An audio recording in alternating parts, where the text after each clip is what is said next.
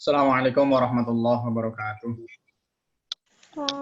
Waalaikumsalam warahmatullahi Bismillahirrahmanirrahim. wabarakatuh. Alhamdulillahirabbil alamin. Wassalatu wassalamu ala asyrofil anbiya'i wal mursalin sayyidina maulana Muhammadin sallallahu alaihi wasallam wa ala alihi wa ashabihi ajmain amma ba'da. Pada pertemuan kita menjelang siang ini, marilah kita memulai basmalah. Bismillahirrahmanirrahim. Ini adalah pertemuan kita yang kedua. Kita akan membahas tentang materi yang pertama, pendidikan agama Islam, yaitu tentang tema peran Islam dan misi keislaman. Jadi materi pertama ini, walaupun nanti saya yang tetap menyampaikan, nanti termasuk bagian dari bahan yang akan menjadi bahan-bahan ujian di UTS. Jadi mulai dari materi ini, bahan ujiannya itu ada di antaranya yang pertama ini, materi yang ke-1 ini, yaitu tentang peran Islam dan misi keislaman. Kita langsung saja, fungsi agama Islam bagi manusia.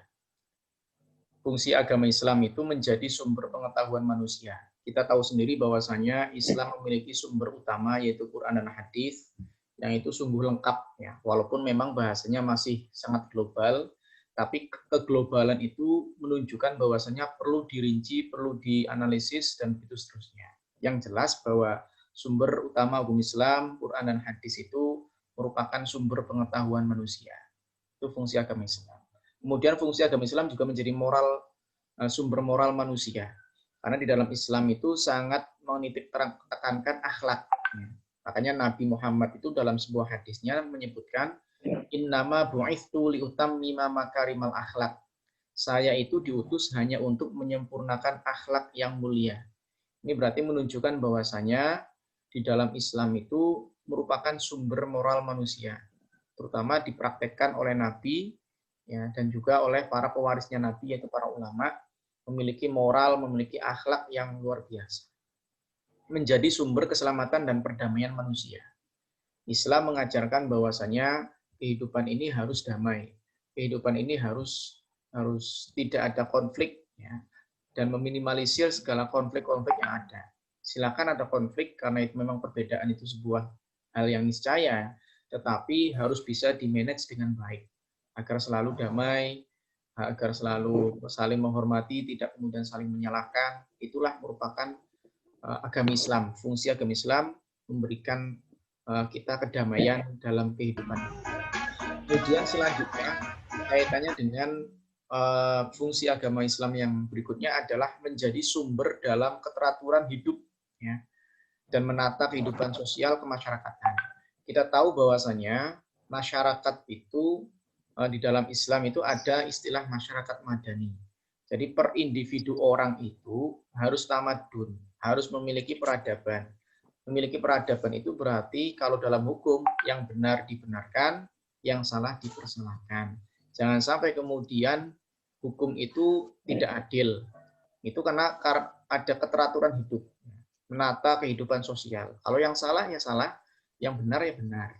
Ini terbukti ketika Kanjeng Nabi pada suatu saat para sahabat itu menemukan seseorang, ya, anaknya seorang tokoh yang kaya dan tokoh terpandang, itu mencuri sesuatu. Akhirnya para sahabat itu kebingungan. Kalau ini dilaporkan kepada Kanjeng Nabi, pasti Kanjeng Nabi akan menghukumnya. Karena Kanjeng Nabi sangat tegas dengan keteraturan hidup itu. Tapi kalau misalkan betul dihukum, yaitu dipotong tangannya, ini khawatir karena ini adalah anaknya tokoh, nanti akan menyebar beritanya begitu heboh. Ya. Nanti bisa bagaimana lah intinya, karena itu anaknya tokoh, ya, anaknya tokoh masyarakat yang terpandang. Ini gimana nih? Siapa yang berani melobi Kanjeng Nabi supaya anaknya tokoh yang mencuri ini tidak dihukum potong tangan. Ya. Kemudian sahabat Salman maju untuk melobi Kanjeng Nabi. Kanjeng Nabi, mohon maaf Kanjeng Nabi, ini ada anaknya tokohnya itu terpandang sekali, dijelaskan tokohnya bagaimana, dan nanti kalau misalkan itu menyinggung tokoh itu akan berbahaya lah intinya kayak gitu. Ya. Ini gimana ini anaknya mencuri, tapi kok anaknya tokoh sehingga harus kita hormati tokoh itu, keberadaannya supaya tidak menyebar beritanya itu yang buruk-buruk. Ya. Kemudian Kanjeng Nabi tegas, siapa yang salah harus dihukum. Ya. Bahkan kalau anak saya, putri saya, Fatimah, itu mencuri, maka akan saya potong tangannya. Kata Nabi. Gitu ya. Berarti menegaskan bahwasanya anaknya siapa orangnya, ya, apakah itu tokoh masyarakat ataukah itu punya jabatan dan lain sebagainya. Kalau salah, salah. Ya, tegakkan hukum itu. Yang salah, ya salah. Jangan sampai yang salah kemudian dibenarkan, yang salah kemudian didispensasi hukumannya, salah tetap salah. Nah, ini yang kemudian Islam itu sangat kaitannya dengan keteraturan hidup, menata kehidupan sosial masyarakat, itu diantaranya itu. Kemudian menjadi sumber dalam menciptakan manusia yang lebih baik dan dapat bermanfaat. Kita tahu bahwasanya Islam mengenal kata-kata soleh dan muslih. Soleh, kemanfaatan yang ada pada diri seseorang, sementara muslih, kemanfaatannya itu bisa dinikmati oleh orang lain. Jadi tidak hanya dirinya yang bermanfaat, tapi orang lain juga dapat mengambil manfaatnya. Islam sangat menonjolkan agar manusia itu menjadi orang yang lebih baik, dapat bermanfaat. Makanya di dalam hadis itu disebutkan min husni islamil mar'i tarkuhu ma la ya'nihi. Di antara baik Islamnya seseorang adalah orang itu tidak melakukan sesuatu yang tidak bermanfaat. Berarti ini jelas bahwa Islam dianggap baik itu adalah ketika orang itu semakin bermanfaat dan semakin baik. Bagi yang tidak bermanfaat atau tidak baik, maka keislamannya perlu dipertanyakan. Karena masih belum mempraktekkan Islam yang inti, ya, karena intinya Islam itu adalah bagaimana orang itu menjadi lebih baik dan dapat bermanfaat. Kemudian menjadi sumber dalam mencari solusi permasalahan.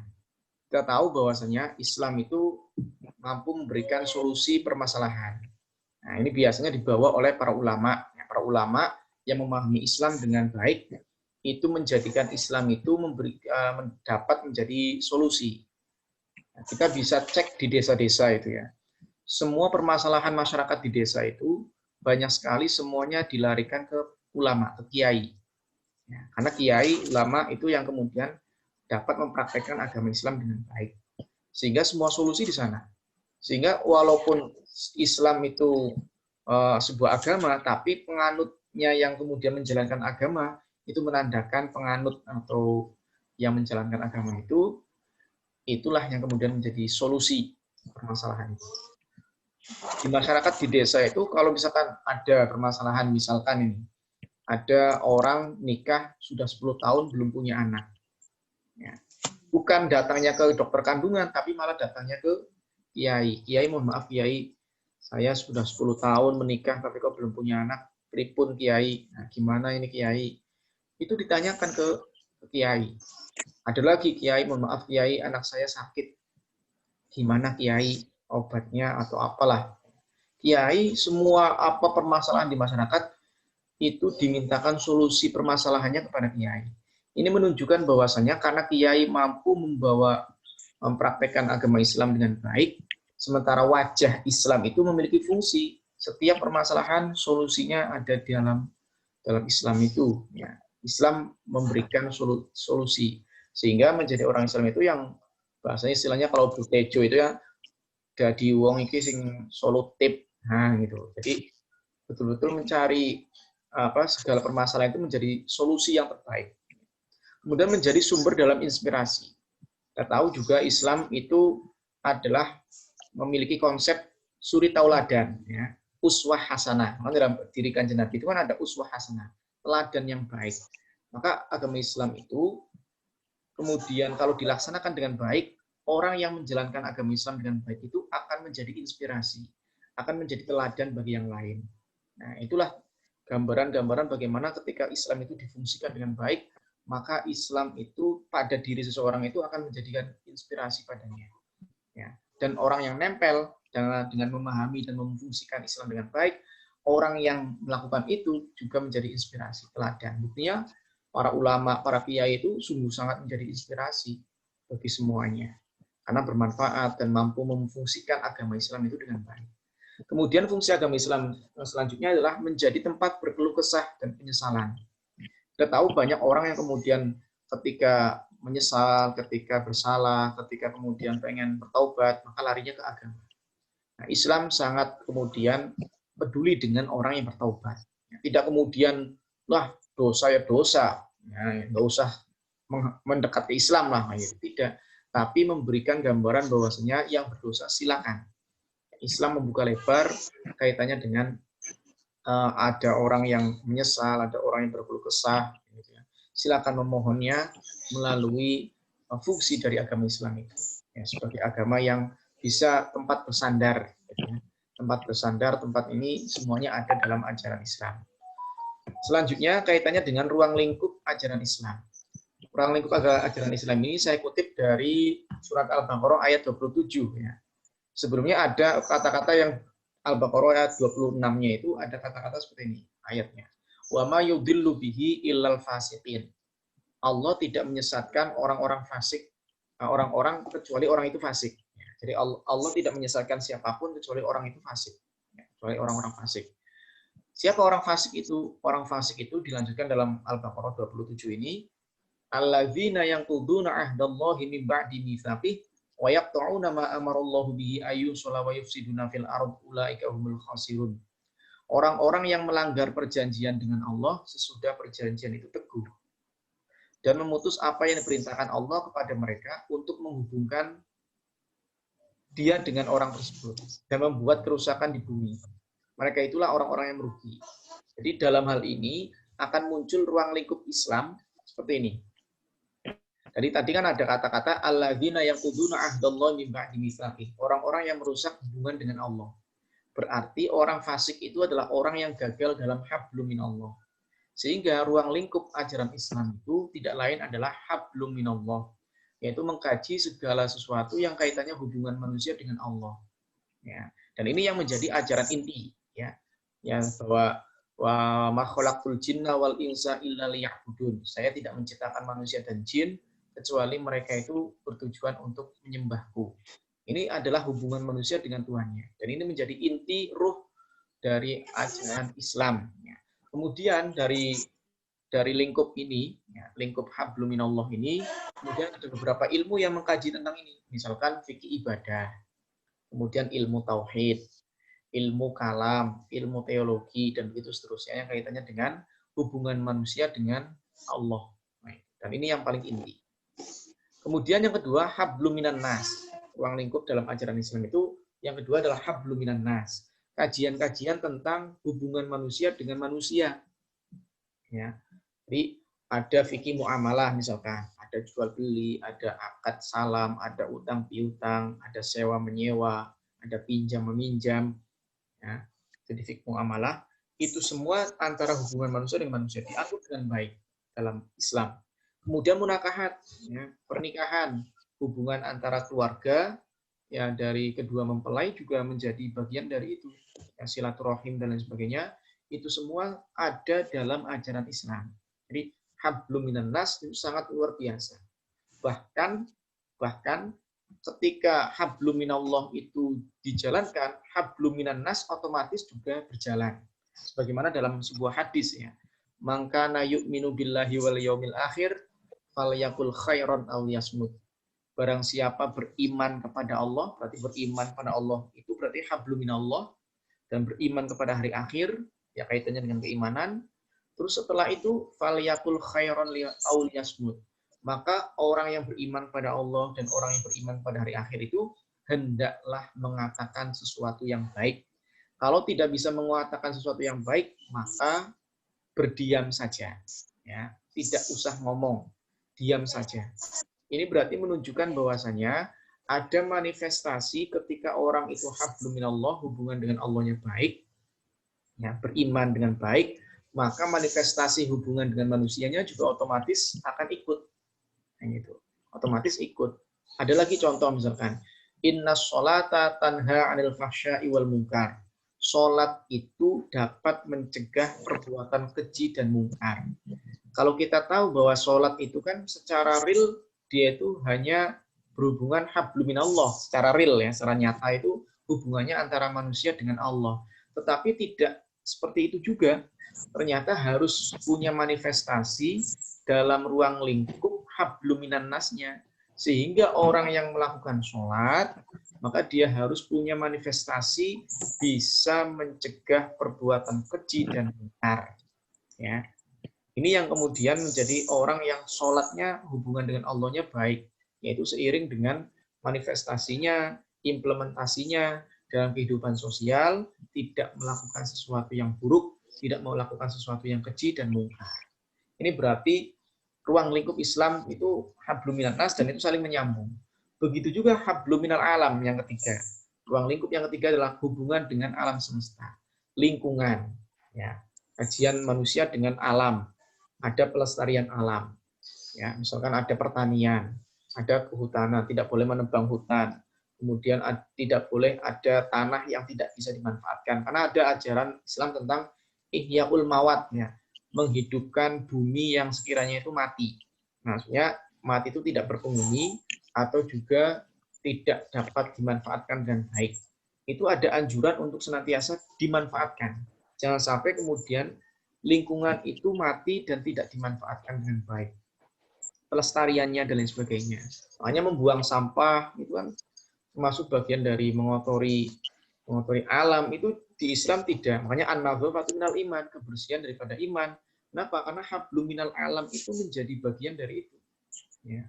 Makanya kenapa kok jadi tiga hubungan ini saling menyatu, ya, saling berhubungan. Ya, tadi ada hubungan manusia yang kemudian dengan Allah, juga kaitannya dengan hubungan sosial. Hubungan manusia dengan Allah yang sifatnya hablum minallah, itu juga ada hablum minal alam. Antaranya tadi, an-nadhafatu minal iman. Kok apa kaitannya kebersihan kok dapat merupakan sebagian daripada iman? Ini maksudnya gimana? Karena mencerminkan orang yang beriman itu juga mempraktekkan kehidupan dalam lingkungannya menjadi baik, lingkungannya menjadi bersih, lingkungannya menjadi nyaman. Nah, itulah yang kemudian menjadi ruang lingkup dalam ajaran Islam. Kemudian selanjutnya, di dalam Islam itu ada misi yang sangat luar biasa. Misinya adalah misi persaudaraan, misi ukhuwah. Ya, misi ukhuwah, sehingga Islam betul agama perdamaian itu adalah karena konsep ukhuwah dalam Islam itu luar biasa. Ada tiga konsep ukhuwah dalam Islam, ya. Yang pertama adalah ukhuwah Islamiyah, persaudaraan sesama umat Islam. Ini berarti menjadi modal untuk melakukan pergaulan sosial sesama umat Islam. Nah, harus ada persamaan persaudaraan, ya, walaupun mungkin pendapatnya berbeda, tapi persaudaraan itu harus selalu terjalin. Jangan sampai kemudian saling berselisih yang kemudian bertikai dan mengakibatkan pertumpahan darah. Ini tidak dibenarkan karena ada konsep ukhuwah, perdamaian itu. Ya. Dari sisi pertama ukhuwah Islamiyah, kita sesama umat Islam, kita harus bersaudara, harus melakukan pergaulan sosial yang baik dengan umat Islam lainnya. Ya, kalau memang ada perbedaan, bisa dibicarakan dengan baik, bisa ditangani dengan dingin dan lain sebagainya, supaya tidak merambah pada sesuatu yang akhirnya konflik kemanusiaan tentunya. Inilah yang kemudian menjadi konsep yang misi Islam yang luar biasa. Kemudian yang kedua ada ukhuwah watoniyah. Ukhuwah watoniyah ini persaudaraan dalam ikatan kebangsaan. Kalau tidak sesama Islam, ya berarti sesama sebangsa dan bernegara, gitu ya. Sebangsa dan senegara itu juga menjadi saudara kita. Ya. Walaupun bukan Islam, ya, bukan Islam, tapi bisa dijadikan sebagai saudara dalam ikatan kebangsaan. Sehingga ukhuwah watoniyah ini menjadi modal dasar untuk melakukan pergaulan sosial dan juga dialog dengan berbagai komponen bangsa. Yang tentu saja komponen bangsa itu tidak terbatas pada satu agama saja. Ya. Ini yang menjadi bagian dari ukhuwah watoniyah, persaudaraan atau konsep dalam Islam yang sangat luar biasa ini. Ya. Kemudian selanjutnya kaitannya dengan ukhuwah basyariyah, persaudaraan sesama umat manusia. Kalau tidak se-Islam, ya berarti senegara. Kalau tidak senegara, ya berarti seumat manusia. Karena pada prinsipnya, kita ini kan dilandasi bahwa kita ini sama-sama manusia. Kita ini sama-sama berpusat pada atau berasal pada nenek moyang yang sama, yaitu ayah ibu yang sama satu, yaitu Adam dan Hawa, ya, Nabi Adam dan Siti Hawa. Ini berarti menunjukkan bahwasanya kita ini sebenarnya saudara. Ya walaupun kemudian beraneka ragam manusia dari perkembangan biak manusia, pada awalnya hanya Adam dan Hawa, kemudian berkembang biak sampai kemudian bisa jutaan bahkan triliunan ya, dari mulai zaman awal sampai zaman akhir. Semuanya itu adalah merupakan saudara, sesama umat manusia.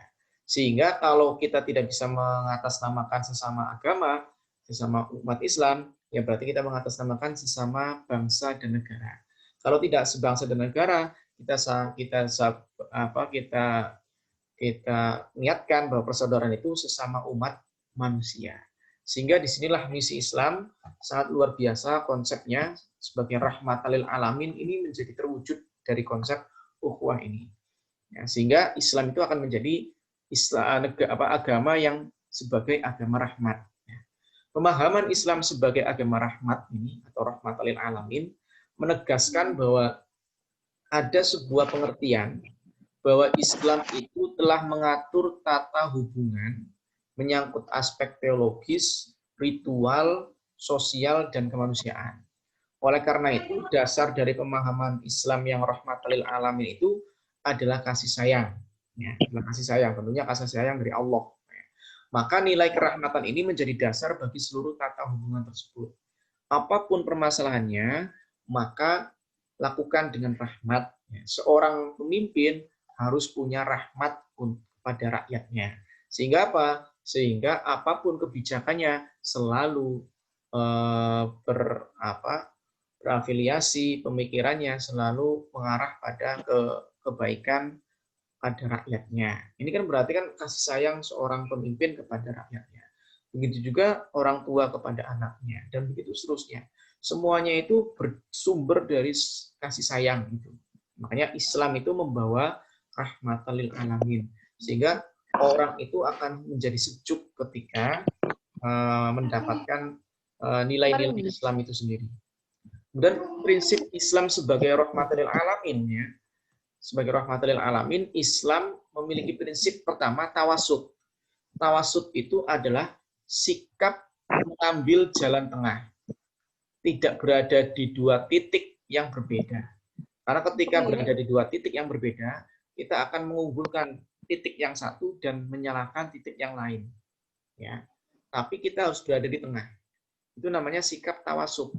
Dan sikap tawasub ini pada akhirnya akan memberikan rahmat untuk kedua kelompok yang ekstrim tadi. Karena kita tidak akan menyalahkan yang satunya dan juga satu yang lainnya. Tidak disalahkan. Kita gabungkan, kita damaikan keduanya. Makanya kan ada Islam moderat, itu Islam di mana berada di posisi tengah. Islam dipahami sebagai agama yang dilakukan tidak berada di dua titik ekstrim. Apakah titik ekstrim radikal ataukah titik ekstrim yang liberal, tidak, tapi berada di tengah. Itulah sikap tawasud yang merupakan prinsip Islam rahmatan lil alamin, ya, sebagai rahmat bagi semesta alam ini. Kemudian yang kedua, prinsip Islam sebagai rahmatan lil alamin itu i'tidal, sikap adil. Ya, sikap adil ini yang menjadi substansi, konsistensi, dan akurasi. Contoh gini, ada seorang misalkan tokoh agama, naik mobil, nyupir sendiri.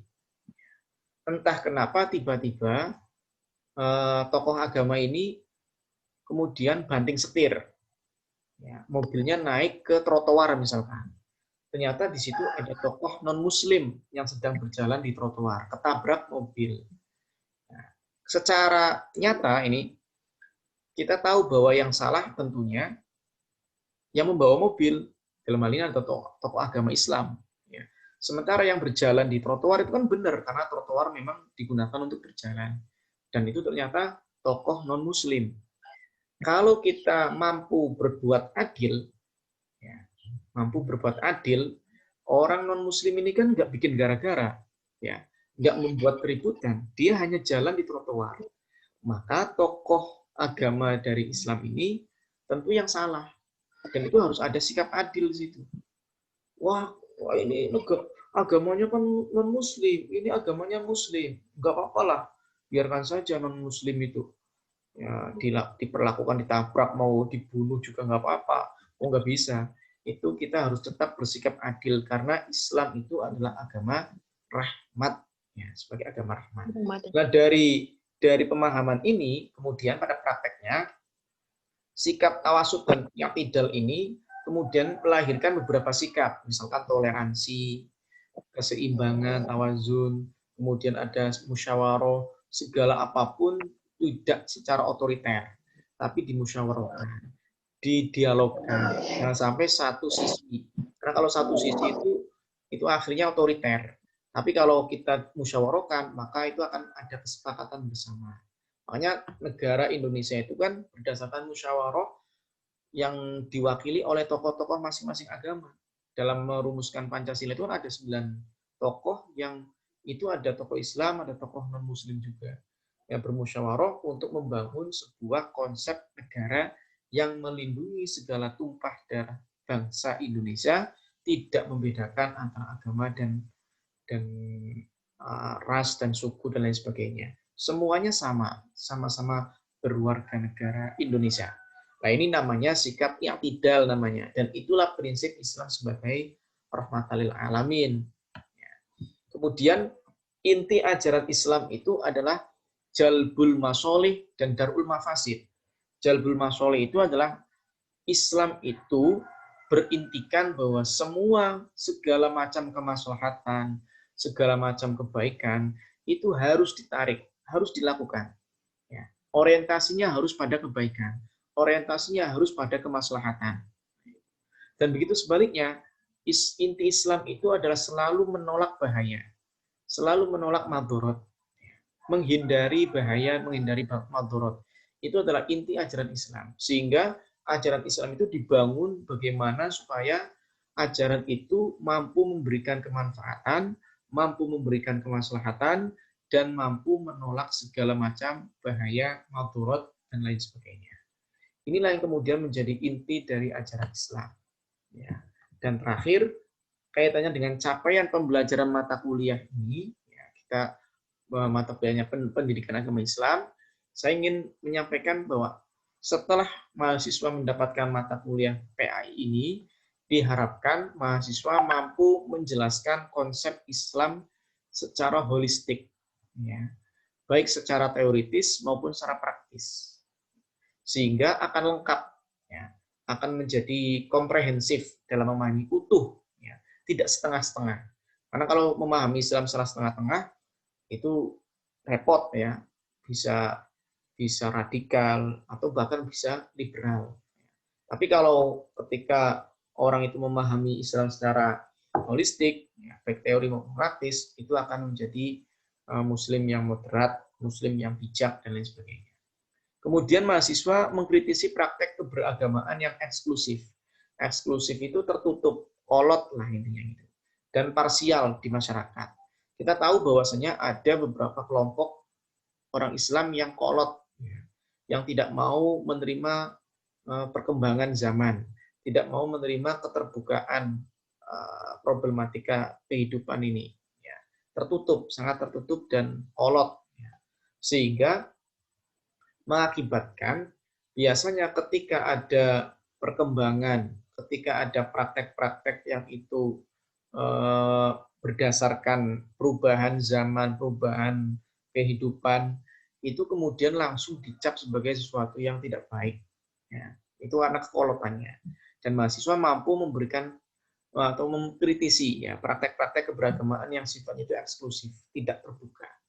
Harus inklusif, Islam itu harus terbuka, menerima budaya, menerima adat, menerima perubahan. Itu harus seperti itu Islam itu. Karena kalau tidak, itu berbahaya. Ya. Islam akhirnya keras, kolot, dan kemudian menyalahkan sesuatu yang terjadi perubahan itu, atau budaya yang ada, atau adat yang ada. Ya, mahasiswa harus bisa belajar mengkritisi praktek-praktek keberagamaan yang sifatnya seperti itu. Kemudian mahasiswa mampu menjabarkan konsep integrasi pengetahuan Islam dan sains.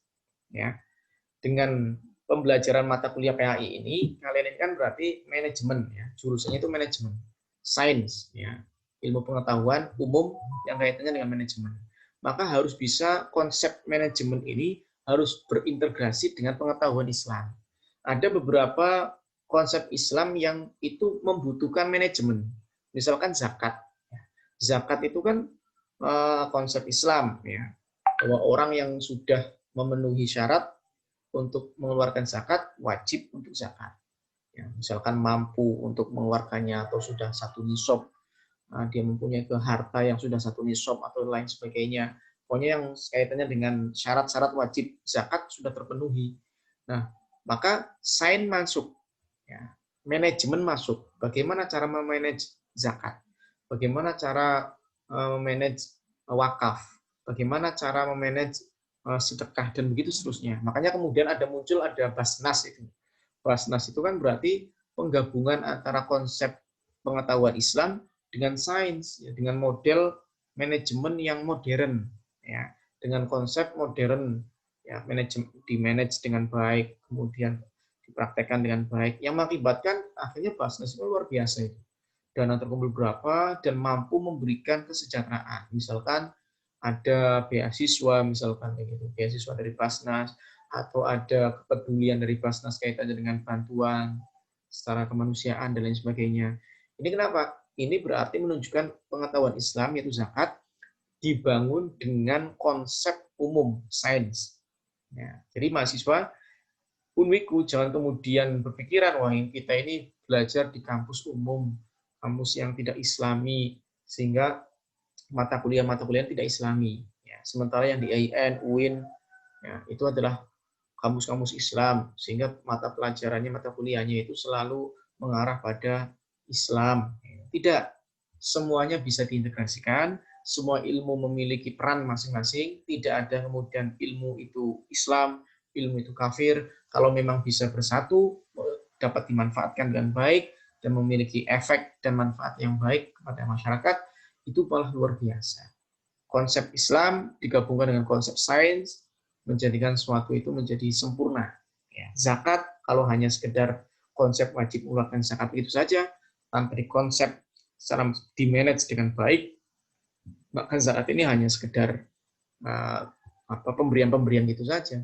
Tapi tidak bisa kemudian pemberian ini hanya tidak ruang lingkup yang kecil, tapi bagaimana kemudian konsep secara besar. Inilah yang kemudian harus ada penggabungan integrasi dari pengetahuan Islam dan sains. Mahasiswa diharapkan setelah mempelajari PAI ini mampu membuat seperti itu. Ya, ada konsep manajemen di mana di mata kuliah apa gitu ya, konsep manajemen, konsep apalah. Coba di Islamnya apa? Gabungkan, ya, temukan satu titik dan gabungkan yang pada akhirnya menjadi konsep yang sempurna antara pengetahuan Islam dan juga pengetahuan sains. Kemudian mahasiswa mampu menjelaskan konsep moderasi dalam beragama. Tadi saya sampaikan bahwasanya Islam itu berada di dua titik tengah, ya, di dua titik yang saling bersinggungan.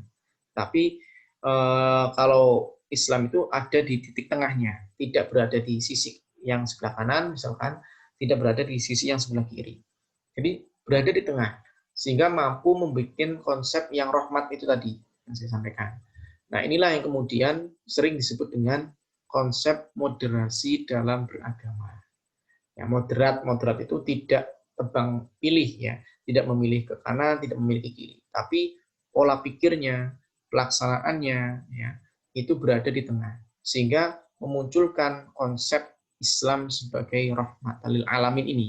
Dan itu harapan dari mata kuliah pendidikan agama Islam.